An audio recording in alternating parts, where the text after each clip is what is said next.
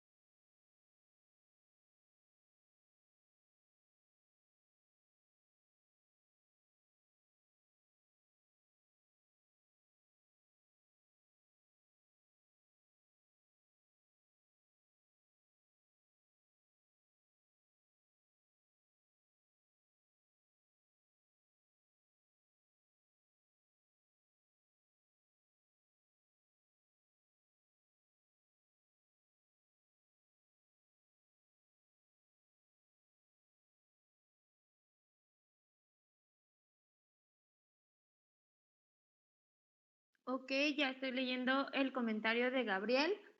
Exacto, 24.14 es la cantidad, para que lo verifiquen, por favor, de esa relación. Es que estaba leyendo los comentarios y en el pasado alguien puso .04. No sé si dividió al revés, puede ser, y por eso estaba dando incorrecta la cantidad.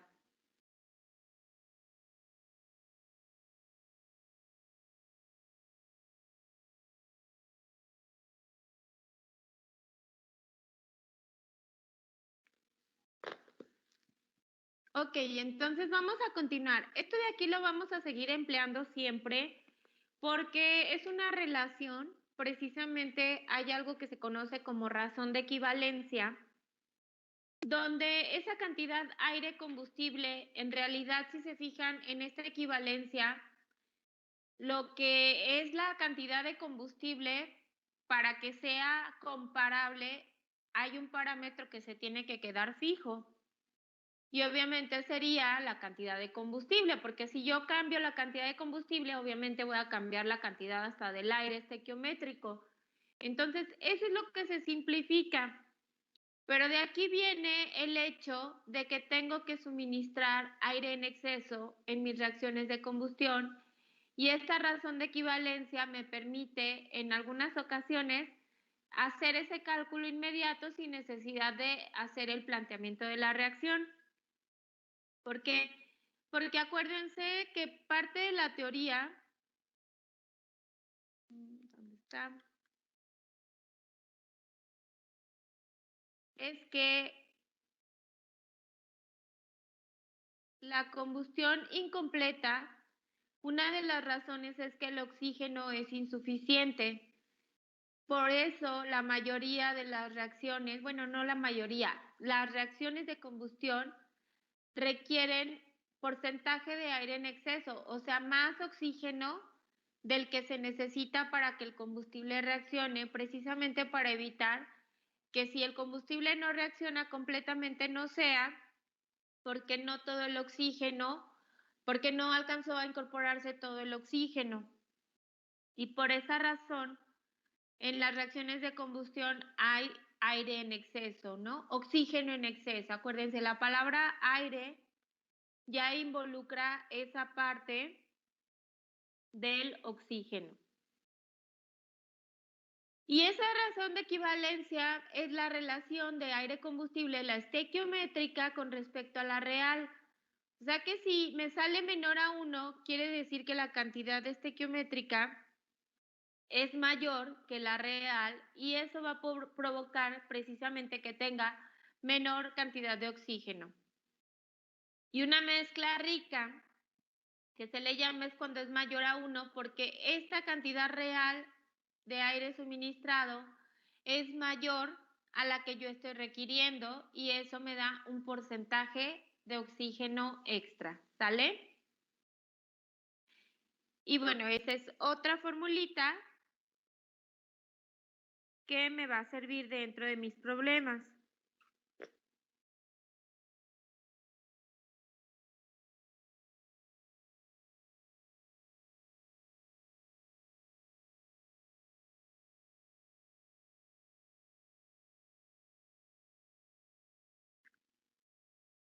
Y aquí les pongo dentro de la presentación un dispositivo, un aparato que se llama analizador de gases ORSAT.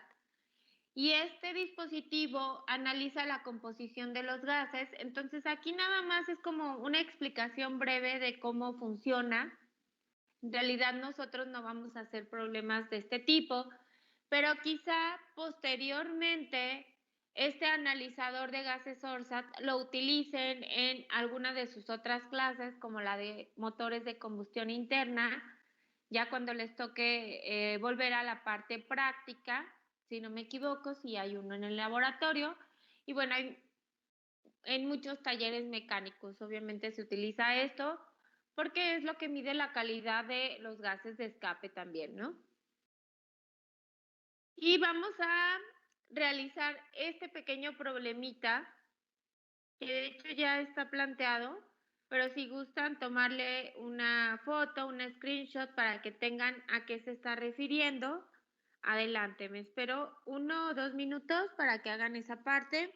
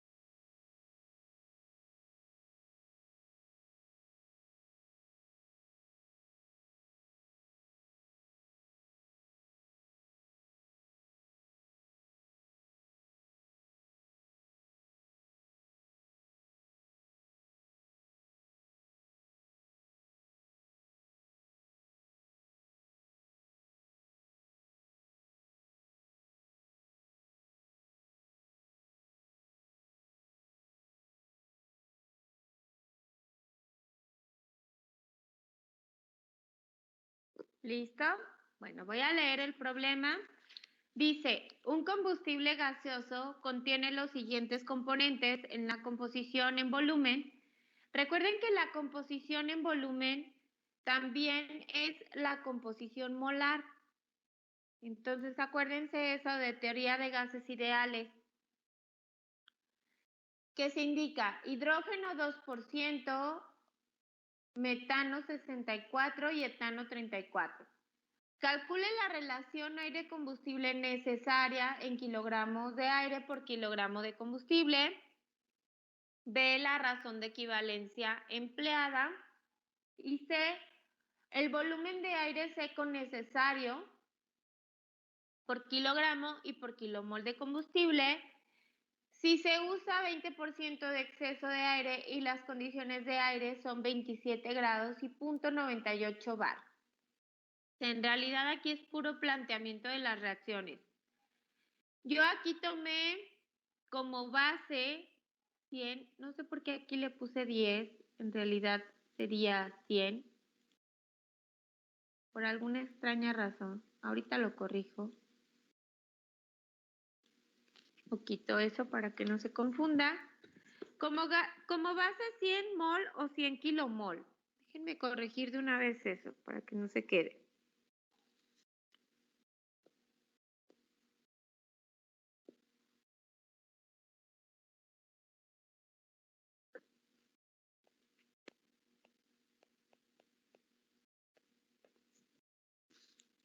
Y le puse kilomol porque tenemos por acá, en kilogramos me está pidiendo las cosas, ¿no? Solo por esa razón. Entonces denme un minuto a que se actualice esto. Para que ya quede sin errores.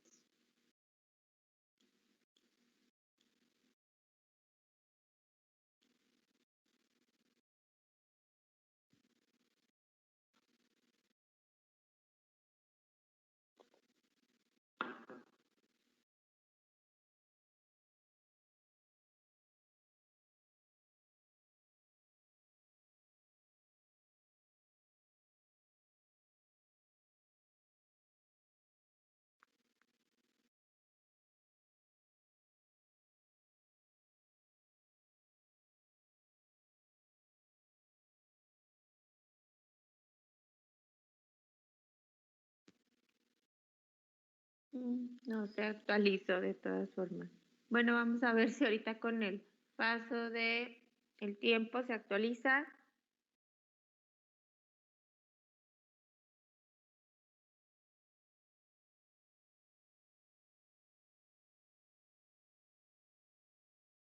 Y bueno, son 100. Entonces, si se fijan, el porcentaje en volumen que tengo de cada uno sería como un porcentaje molar y por eso es necesaria la base de cálculo, porque observen que en este caso el combustible es el hidrógeno, el metano y el otro que me indica ahí que es el etano, 2, 64 y 34. La X del aire y produce CO2, agua y nitrógeno porque se supone que es completa y porque todo el oxígeno se está quemando. Entonces, esto es la parte teórica. Cuando yo saco mi X, mi Y, mi Z y mi W, voy a encontrar que mi X, y esta nomenclatura se utiliza generalmente en el CENGEL, la A subíndice T para indicar que es el aire teórico. Entonces, voy a encontrar que mi X se refiere al aire teórico, que ya lo saqué por acá. Ya tengo mi Y, mi Z y mi W. Esto de aquí es lo teórico, lo estequiométrico. Es exactamente la cantidad de oxígeno o de aire que necesito para que se queme completamente mi combustible, donde mi combustible en este caso son 3 compuestos. Y ya hago lo mismo que hicieron en el otro problema. Saco la masa de cada uno, es decir, de 2 kilomoles de hidrógeno saco sus kilogramos, de 64 kilomoles de metano saco sus kilogramos, de 34 kilomoles de etano saco sus kilogramos y de ahí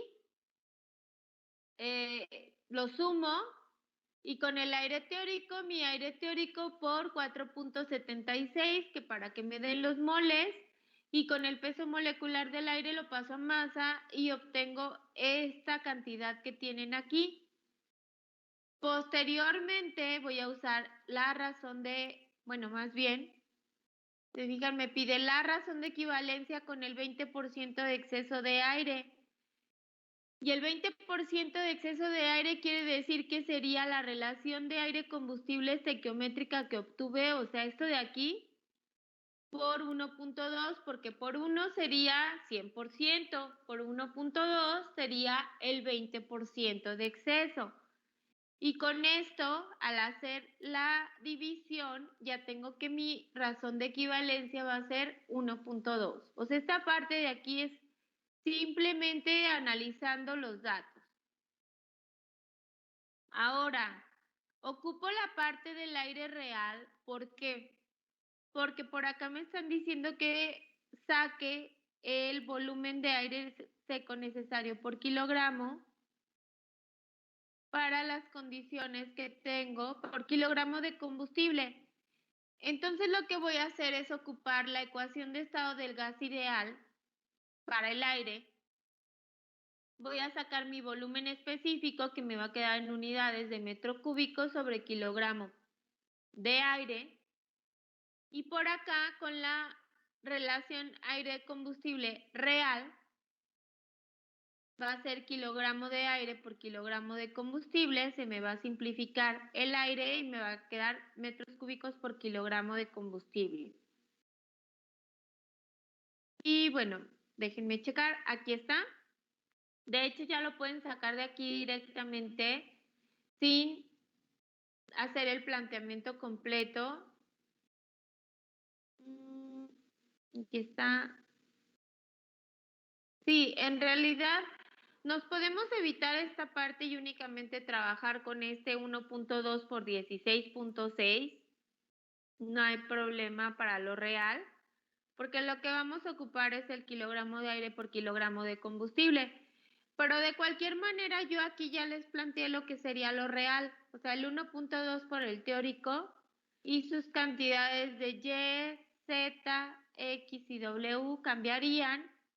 Y aquí, si se fijan, a diferencia de la ecuación estequiométrica, aparece el nitrógeno, perdón, el oxígeno, porque estoy suministrando en este caso aire en exceso.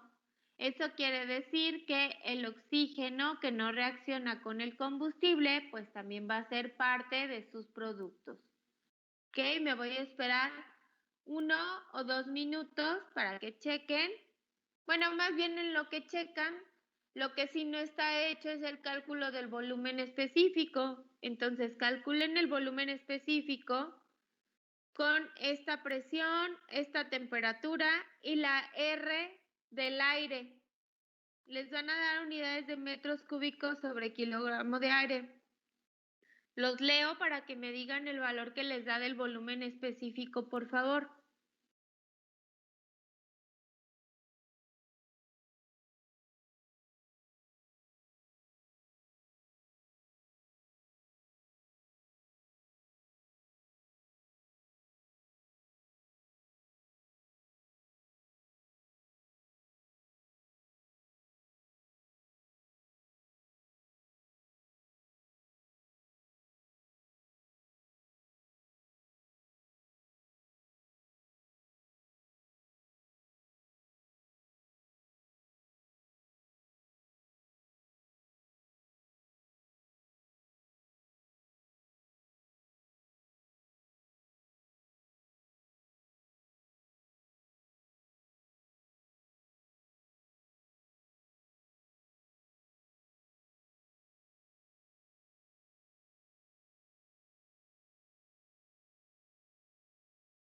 Ok, espero sus respuestas en el chat. En un momento regreso, ¿eh? Ahorita les aviso por si preguntan algo, pues no estoy, pero ahorita les aviso cuando esté de vuelta.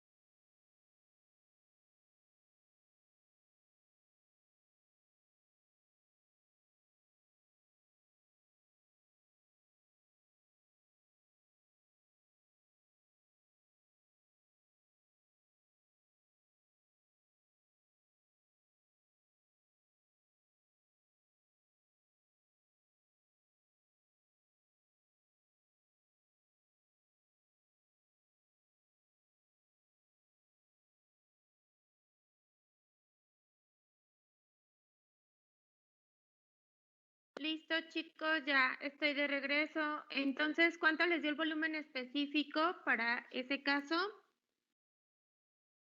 Los leo.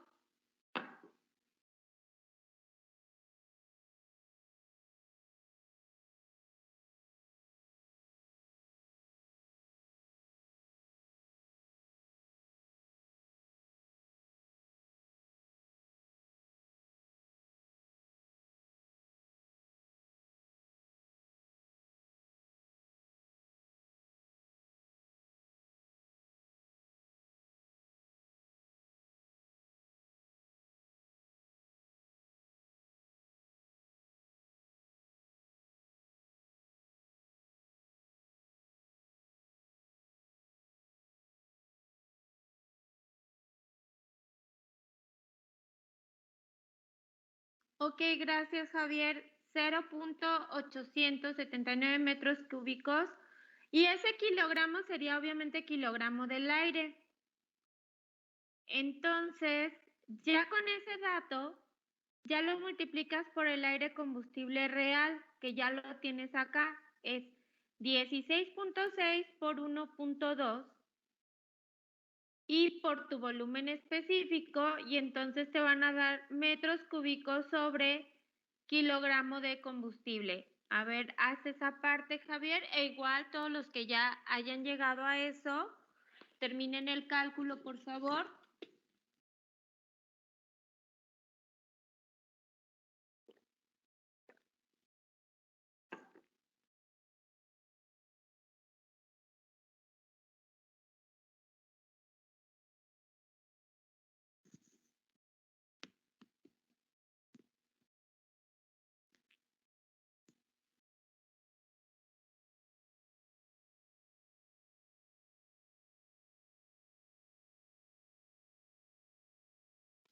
Disculpa, maestra, ¿cómo dijo que era esa parte? No Ok, entendí bien. ya tienes el volumen específico. Si te Sí. fijas, te piden volumen de aire seco necesario por kilogramo de combustible o por kilomol, ¿no? Bueno, y por kilomol, pero eso ya viene después. Entonces, tú de la ecuación de estado del gas ideal obtienes metros cúbicos por kilogramo de aire, porque aplicas la ecuación de estado para el aire. Ya con eso, por tu relación aire-combustible real, porque este tiene unidades de kilogramos de aire sobre kilogramo de combustible. Se te van a simplificar los kilogramos de aire y te va a quedar lo que te están pidiendo. Metros cúbicos por kilogramo de combustible. Este real ya lo tienes del inciso B. Ah, entonces nada más multiplicar el real por 16. el... Ajá. Ah, ok, gracias. Sí, de nada. Y entonces vamos a ver cuánto les da por kilogramo de combustible.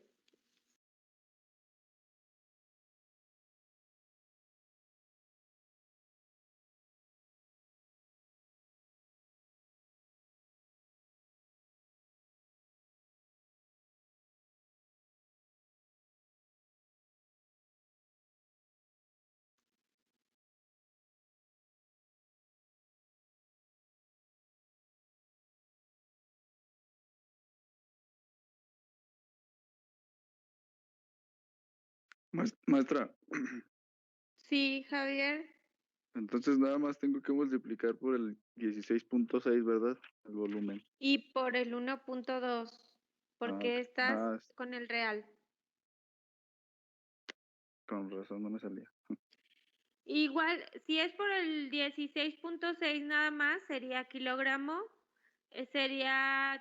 por kilogramo de combustible, pero sería la parte ideal o teórica. Y ya por el 1.2 sería la parte real.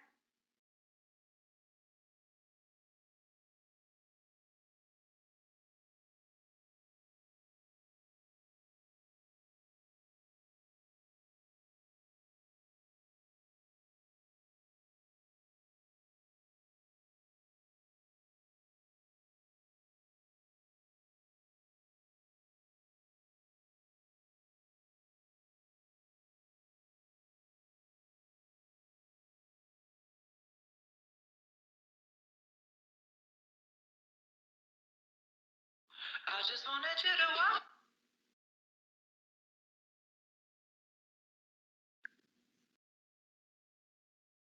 I just wanted you to.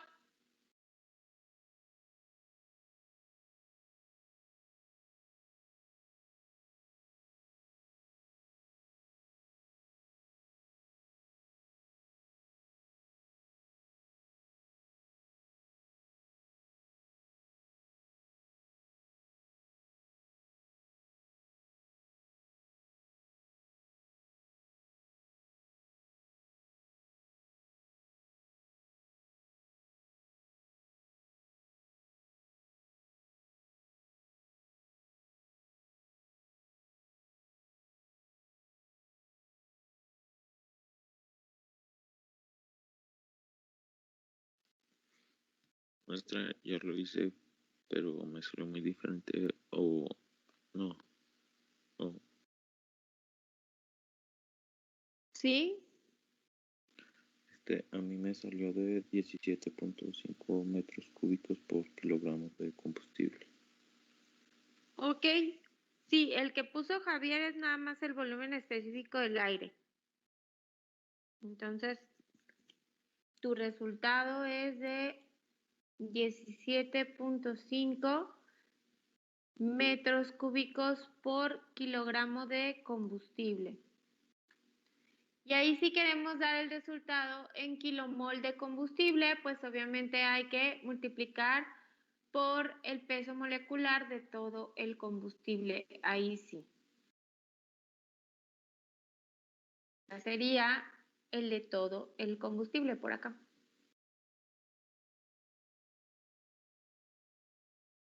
Con los porcentajes dados, ¿no? Entonces ya sería un paso extra.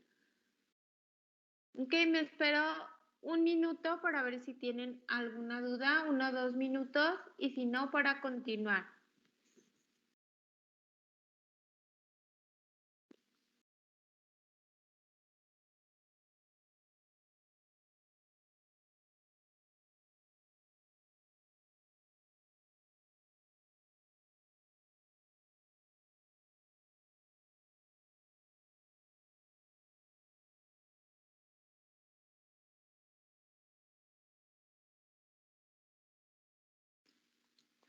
Yo tengo una duda en el punto C, maestra.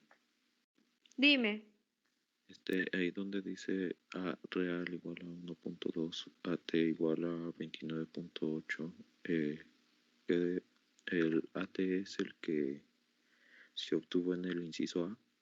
Sí, es nada más el coeficiente. No, yo porque si multiplico eso no me da el 29.8. ¿Cuánto te Por da? eso a mí me da, a ver,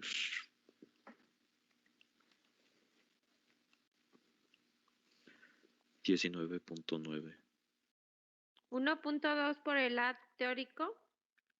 Eh, 24.8 por 1.2 te da es que yo estoy, 19.9.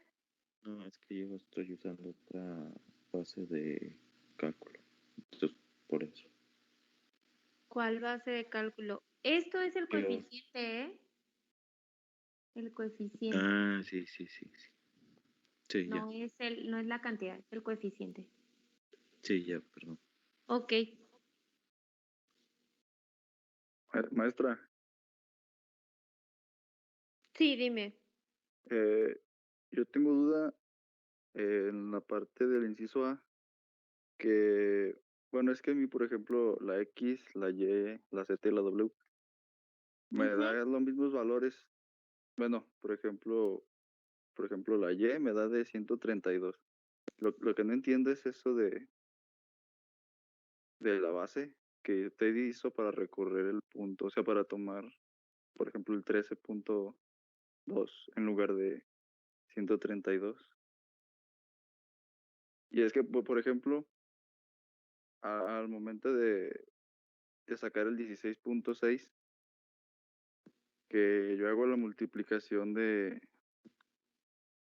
los moles de aire por el AT de 24.8 por el peso molecular del aire, y y me queda de 1.66.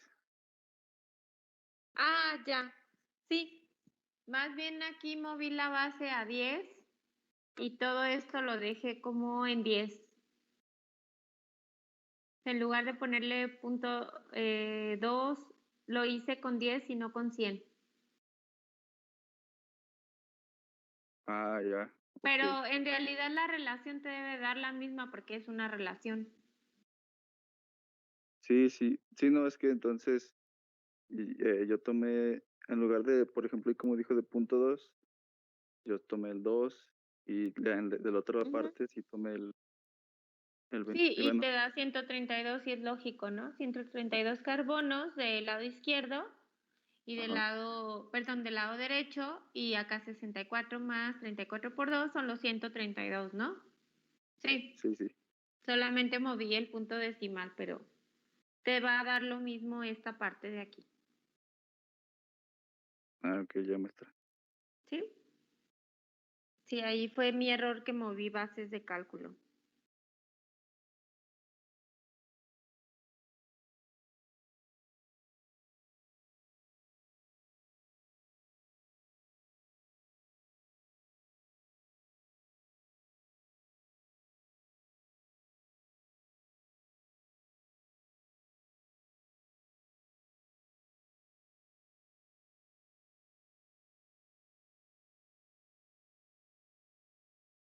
Ok, entonces vamos a continuar. A ver el tiempo, que tenemos bastante. Y aquí, este es un ejercicio resuelto, entonces lo voy a leer y sí viene detallado de cómo se hace. Y es, aquí lo nuevo es la parte del inciso B, ahorita van a ver por qué. Dice, durante un proceso de combustión se quema etano con 20% de exceso de aire, suponga combustión completa y una presión total de 100 kilopascales y determine la relación de aire-combustible. Entonces, la combustión completa me asegura que se quema todo el etano y que además tengo dióxido de carbono, ¿no? Pero que también sale oxígeno. La relación de aire-combustible y ve la temperatura de punto de rocío de los productos. Perdón, esto es lo nuevo porque en los productos, si se fijan, sería dióxido de carbono, oxígeno, nitrógeno y agua. Y el único componente que se puede condensar va a ser el agua. O sea, porque los demás, para poderlos pasar a la fase líquida, pues es por un proceso de licuefacción, no de condensación. Recordemos la parte de los conceptos. Se le llama temperatura de burbuja cuando la sustancia está como líquido saturado y va a pasar a la fase vapor, en ese puntito. Y se le llama temperatura de rocío cuando la sustancia está en fase vapor y va a pasar a la fase líquida, que es esto de aquí. Por eso esta temperatura de punto de rocío de los productos en realidad se enfoca o está dirigida al agua, porque es la única que va a poder condensarse. Los demás son gases. O sea, los gases los puedo enfriar, pero no voy a lograr condensarlos sin aplicarles una presurización, y ya vieron que las presiones son muy altas, por ejemplo, en los gases licuados, lo que conocemos como el GLP, todo eso son presiones muy altas. Entonces aquí el inciso B está enfocado al agua. Para eso sí tengo que resolver porque voy a tener que encontrar las cantidades para poder sacar esa temperatura del agua. Y porque además en el inciso A me están pidiendo una relación aire-combustible y entonces tengo que resolverlo. Observen que esto es el planteamiento teórico. Voy a cambiar de color. Esto de aquí es el planteamiento teórico porque yo les dije, primero es lo teórico en muchas ocasiones como referencia. Este planteamiento teórico del etano lo pueden dejar como parte de su formulario porque es la reacción de combustión del etano de forma estequiométrica, o sea, esa no va a cambiar. Chequen que se quema todo el combustible y a la salida no tienen oxígeno porque tienen el necesario para quemar este etano. Yo aquí les pongo ya la solución y ya balanceada queda esta parte de abajo. Esta si la quieren anotar, adelante. Son las que les digo que teóricas no van a estar cambiando.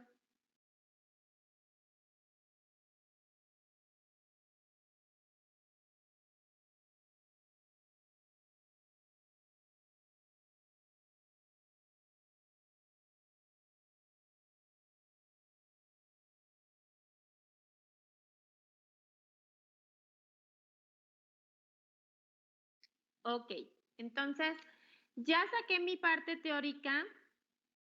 El problema me está diciendo que es 20% en exceso, o sea, prácticamente el inciso A es lo que acabamos de hacer en el otro problema.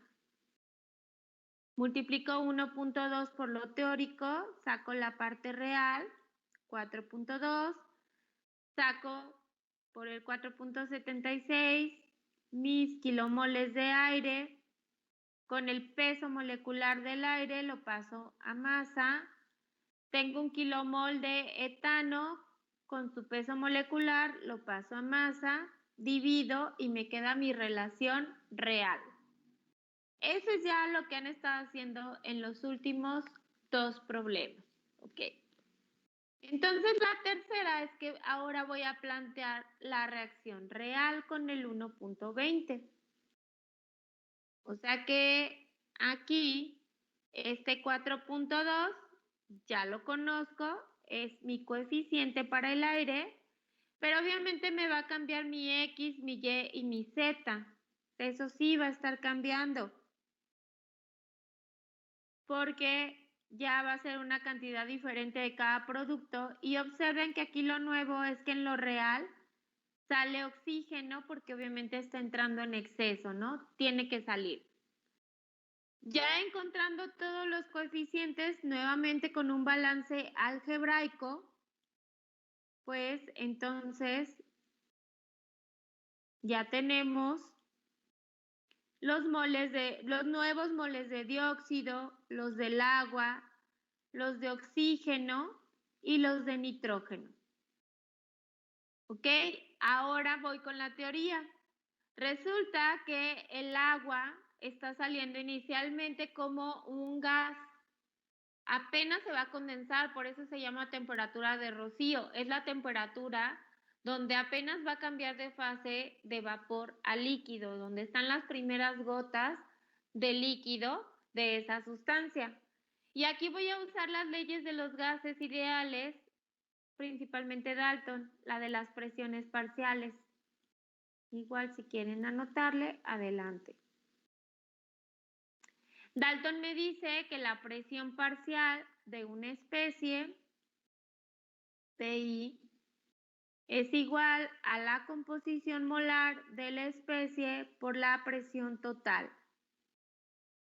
Y entonces esta misma ecuación la estoy planteando para el agua.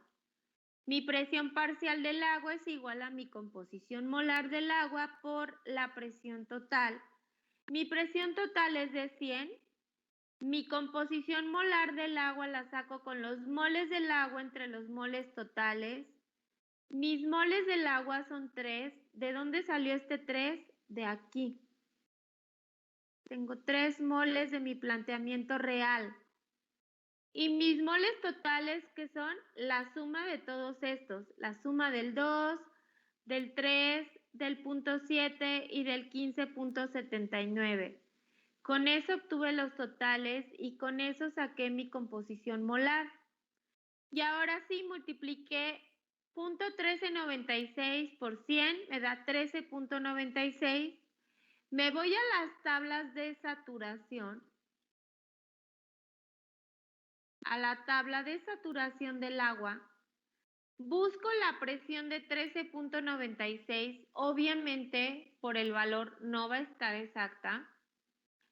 Y interpolo para encontrar la temperatura que está a un ladito, que es con la temperatura con la que va a cambiar de fase en las tablas.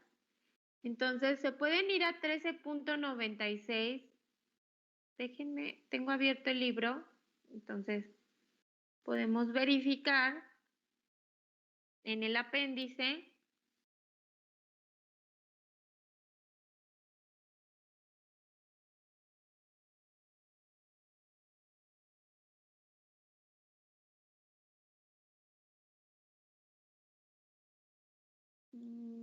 Vamos a ver en la 940. Sí, ya más o menos. Entonces me voy a el dato de la presión. Miren, 13.96 va a estar entre estos dos valores, entre 10 y 15. Y entonces mi presión tiene que estar, mi temperatura de saturación tiene que estar entre 45.81 y 53.97. Interpolando me dio de 52.27, que es lógico, ¿no? Está entre esas dos. Y de esa manera se sacan temperaturas de saturación. En este caso es para el agua porque el agua es el único que se va a poder condensar, ¿sale?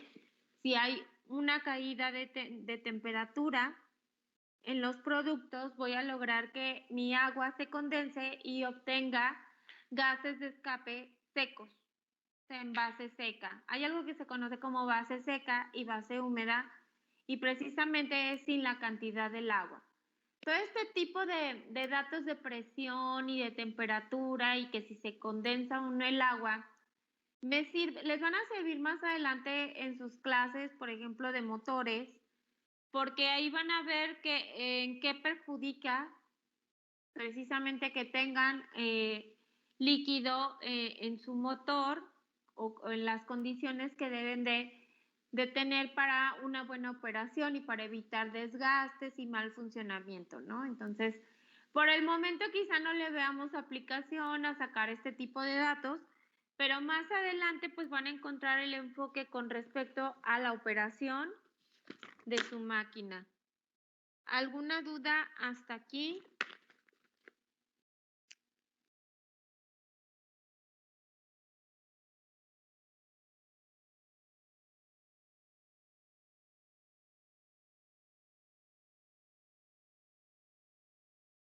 Ok, déjenme, voy al chat. Parece que no. Entonces voy a continuar. Igual este problema está resuelto.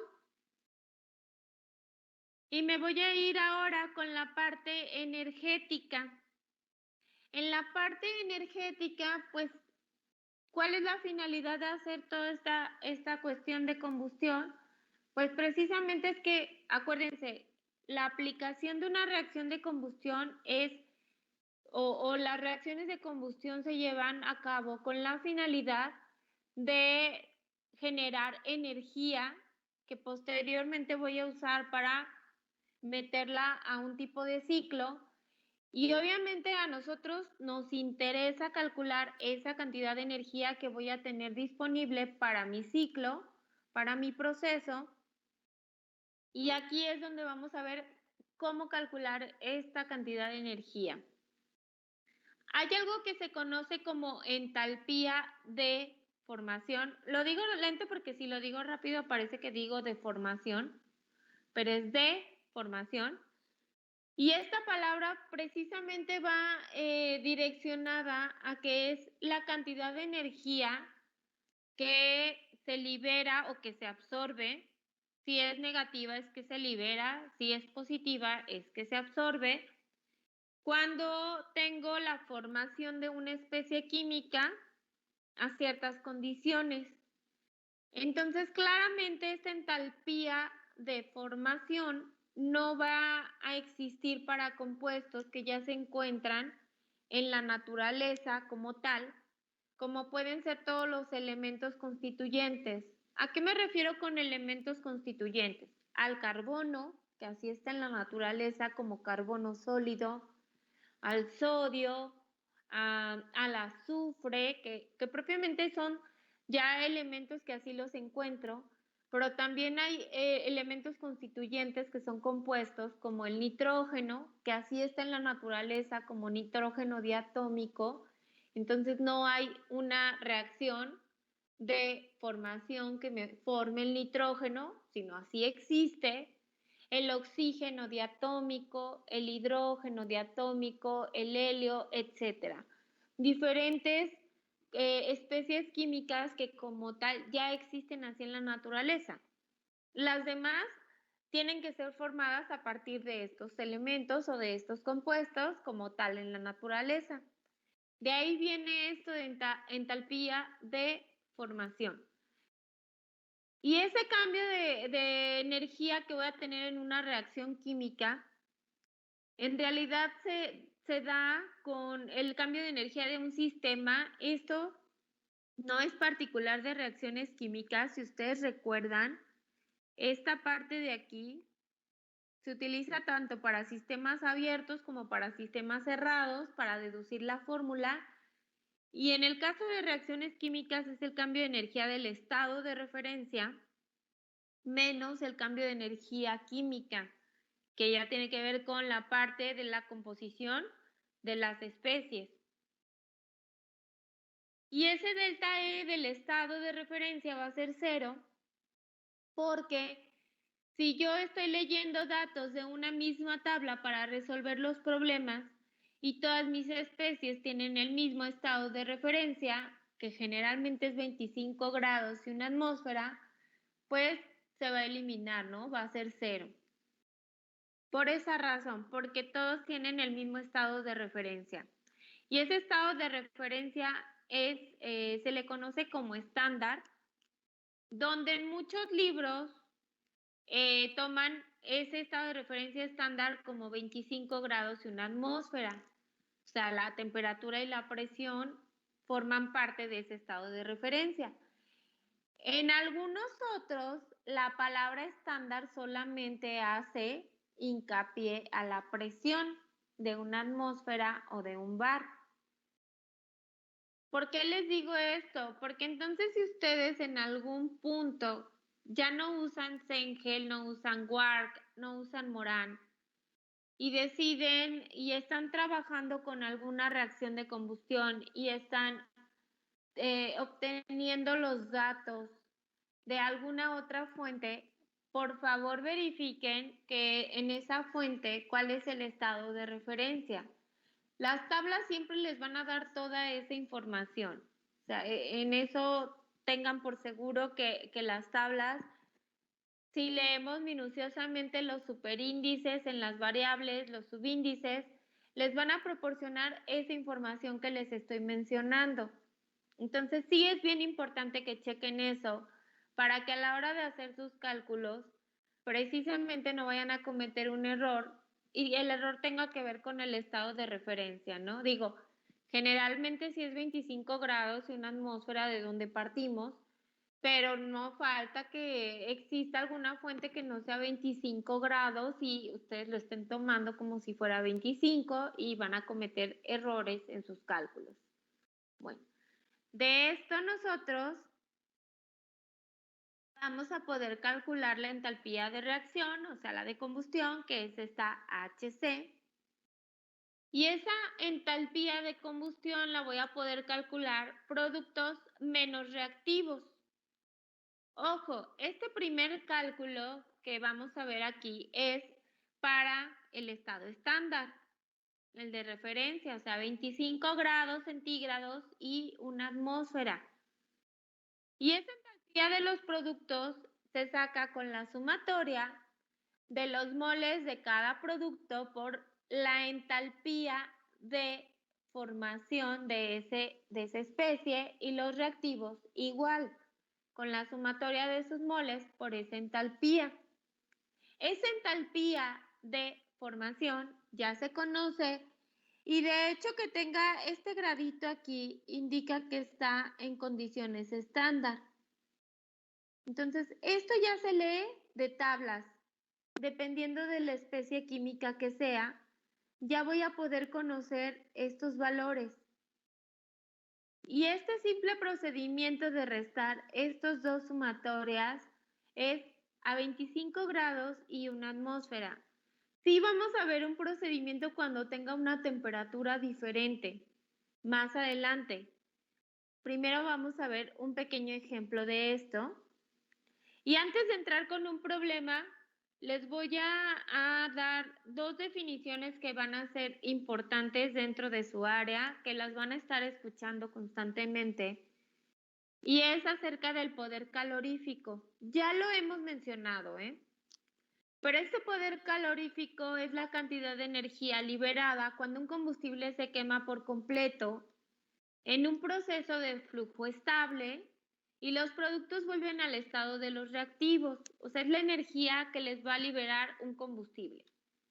Por eso es que el poder calorífico, si nos vamos a alguna página de internet y buscamos poder calorífico del octano, y me lo va a dar y me va a decir que libera tantos kilojoules por litro o por kilogramo de metano, perdón, de octano quemado. Igual, lo busco para el metano y va a ser también una cantidad. Entonces, ese dato es un dato que ya se conoce y precisamente me ayuda a determinar qué tan eficiente va a ser para liberar energía ese combustible y si me sirve para lo que yo lo ocupo, ¿no? Para quizá mover el rotor a tanta velocidad o quizá generar un vapor de alta presión. Entonces, de eso, por eso es importante este término de poder calorífico, que en realidad va a ser como mi valor absoluto de mi entalpía de combustión o mi entalpía de reacción de combustión. Y existen de dos tipos: el poder calorífico superior, donde este poder calorífico superior es cuando el agua lo tienen en forma líquida, y el poder calorífico inferior cuando el agua la tienen en forma de vapor. Y estos dos, claro, se relacionan. El poder calorífico superior lo puedo calcular a partir del poder calorífico inferior, poniendo ese valor y sumando la masa que tengo de agua por el H subíndice Fg. Acuérdense que este de aquí lo obtenemos de las tablas de saturación. Entonces ya va a ser dependiendo de la presión que tenga o de la temperatura que me den como dato para poder obtener este de aquí, el H subíndice Fg. Y con eso puedo calcular el superior. Porque quizá yo estoy haciendo un planteamiento donde el agua está en forma de vapor y posteriormente necesite calcular la parte del superior para tener por ahí la información para X cuestión de operación, ¿ok? Y bueno, aquí les hago una aclaración, bueno, más bien una referencia de dónde encuentran esos valores. Las entalpías de formación HF, o sea, estas que les dije acá, estas de aquí les dije, ya se conocen, están en tablas. Pues están en la tabla A26 y obviamente en sistema internacional y en sistema inglés las van a encontrar. Y su estado de referencia es este. Las del poder calorífico superior en la A27 de ambos sistemas es lo que quiero que vayamos a checar para que sepan dónde encontrar esa información. Entonces les voy a pedir que saquen su apéndice y es la 975 del PDF, la 948 del libro, y se vayan a esa tabla, por favor. Me espero un minuto para que vean qué información da esa tabla.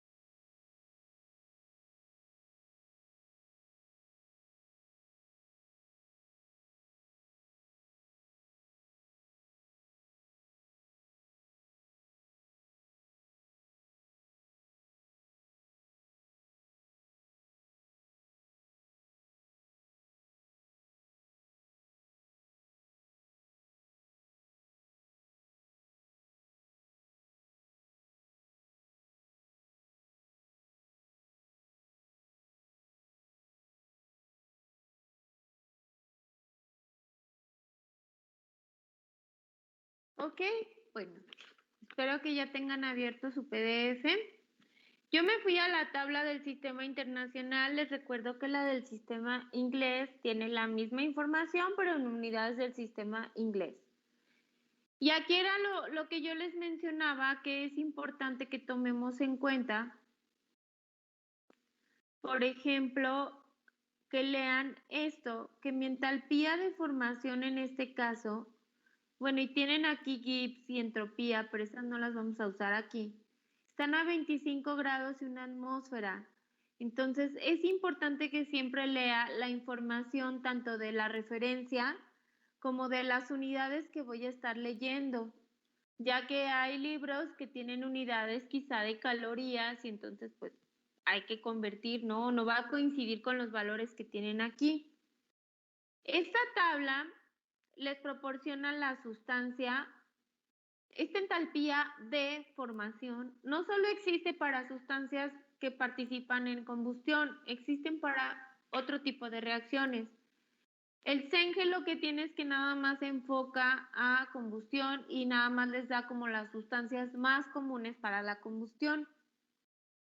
Aquí tienen el signo positivo, negativo que hay que respetar. Y miren, por ejemplo, el carbono, lo que les mencionaba. Es un elemento constituyente. Ah, caray, ya me regreso aquí.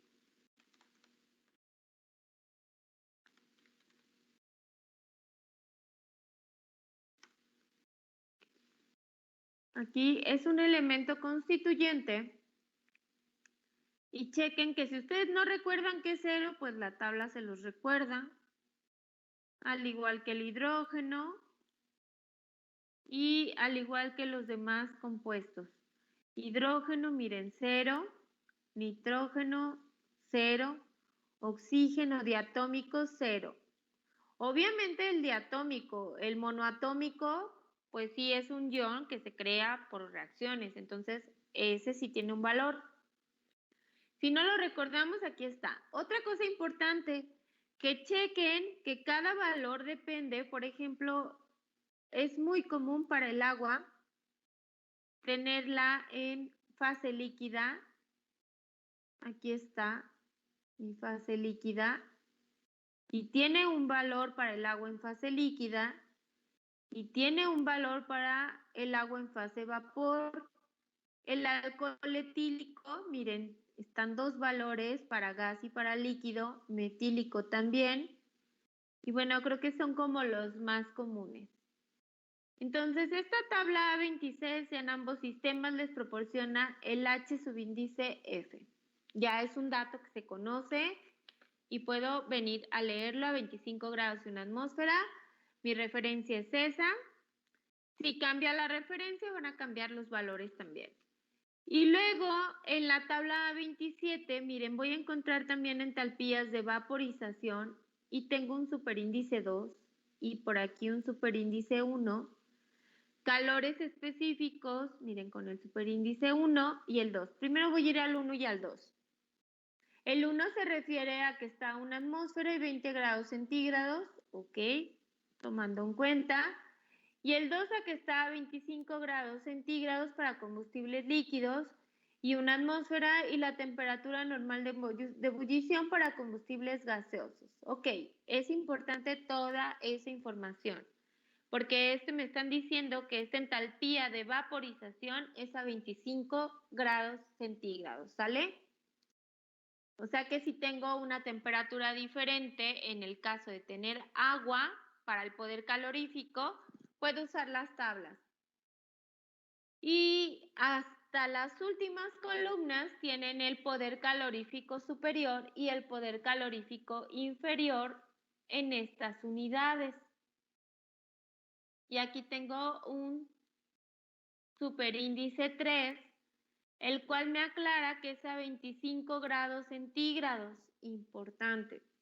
Y me dice que si deseo obtener estas cantidades sobre moles, pues nada más por el peso molecular del compuesto. Entonces, la tabla A26 y A27 son las que vamos a estar empleando para los cálculos de esos calores de combustión. Y también vamos a emplear nuevamente, bueno, creo que no hemos empleado nosotros eso, pero vamos a emplear los valores, más bien los polinomios de los calores específicos. Solamente yo les mencioné, esta es la tabla de los calores específicos, pero también se va a poder emplear en este tema para los cálculos, ya que el calor específico es una alternativa cuando yo no tengo las tablas de los gases ideales para ciertos compuestos. Vamos a darnos cuenta que tenemos para oxígeno, nitrógeno, o sea, las que ustedes ya han utilizado para gases. Existe para el agua, pero si hay un gas que no esté en estas tablas, vamos a tener que emplear los calores específicos, ¿no? O sea, el cambio de temperatura de la sustancia como gas. Pero eso ya lo veremos más adelante en los cálculos. Okay. Y, a ver, ahí ya para finalizar,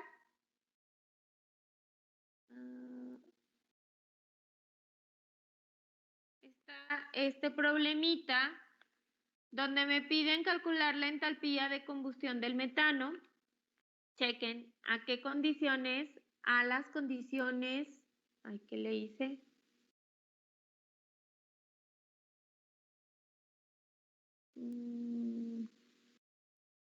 Aquí, no sé qué le piqué. Ok, a las condiciones de 25 grados y de una atmósfera, que son las de referencia, entonces voy a poder usar las entalpías de formación. Y miren, aquí se plantea la reacción. Esta ustedes ya la tienen de un problema anterior, ya aquí está balanceada. Observen que le puse el estado de agregación. Me dice que el agua es líquida, entonces aquí le indiqué que es líquido. Y en el siguiente lo que tengo es aplicando la fórmula productos menos reactivos. Chequen, mis productos va a ser el dióxido, el agua, el nitrógeno. Mis reactivos van a ser el metano, el oxígeno, el nitrógeno. Pero observen que la cantidad de nitrógeno que tengo de productos es la misma que de reactivos. Entonces, como están a las mismas condiciones de 25 grados, por eso es que no lo puse acá porque se van a eliminar. Como son las mismas cantidades y están a la misma temperatura, que ahorita estamos en la de referencia, pues se va a eliminar de mi ecuación. ¿De dónde salió esta ecuación? De esto que les acabo de presentar, ¿eh? Productos, sumatoria, menos reactivos, cada entalpía de formación multiplicada por los moles. Aquí está. Y ahora simplemente me voy a la tablita A26, donde les dije que buscaban los valores para cada uno, para el dióxido, para el agua, para el metano, para el oxígeno es 0.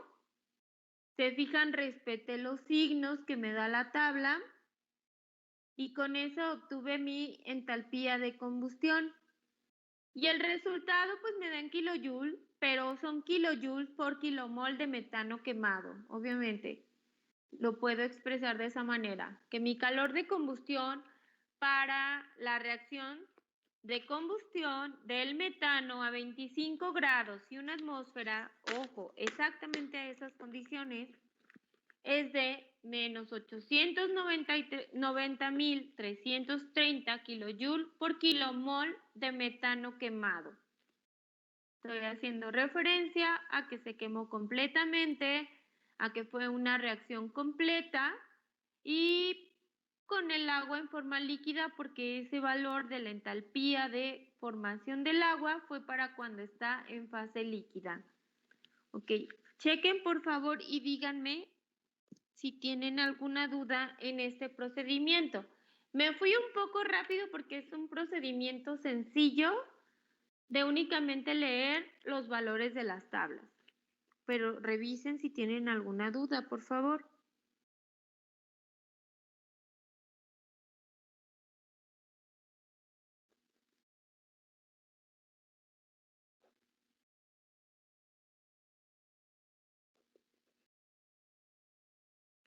Déjenme ver el chat.